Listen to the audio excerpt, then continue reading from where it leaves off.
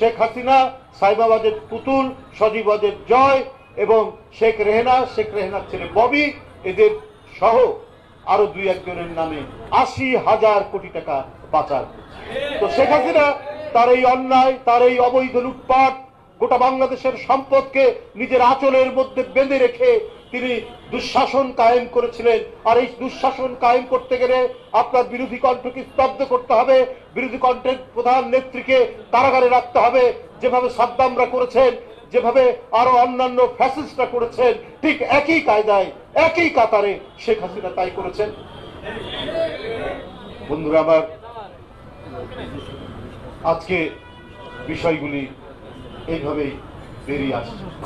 আর গর্তের ভিতর থেকে বা থলের ভিতর থেকে, ব্যাগের ভিতর থেকে কত যে বিড়াল বেরোচ্ছে, সাদা বিড়াল, কালো বিড়াল, লাল বিড়াল, একটার পর একটা বিড়াল বেরিয়ে আসছে, যেটা আসল রং এখন আমরা দেখতে পাচ্ছি।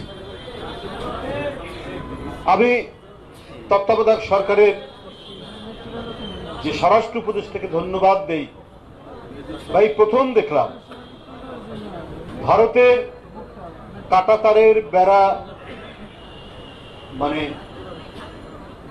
ছাড়া, কোন ধরনের আলাপ আলোচনা ছাড়া কাঁটাতারের বেড়া দিতে গিয়ে বিজিবি এবং জনগণ যেভাবে প্রতিরোধ করেছে তার ছবি আপনারা নিশ্চয়ই দেখেছেন। তা আমি শেখ হাসিনাকেও বলবো এবং শেখ হাসিনার প্রভু যারা রয়েছে তাদেরকেও বলবো যে আপনারা বাংলাদেশকে মনে করেছেন যে বোধহয় ফু দিলে পরেই তারা চলে যাবে। যেদের যে দেশপ্রেম কত তীব্র, কত গভীর, এটা দিল্লির সাউথ ব্লক এটা বিবেচনা করে, তারা চিন্তায় আছে।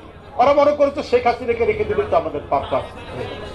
কিন্তু যাত্রাবাড়ি, উত্তরা, গাবতলী থেকে লাখে লাখে লোক যে বেরিয়ে এসে শেখ হাসিনাকে বাংলাদেশ থেকে যে তাড়িয়ে দিতে পারে, এটা ভারতের নীতি নির্ধারকরা বুঝতে পারেনি।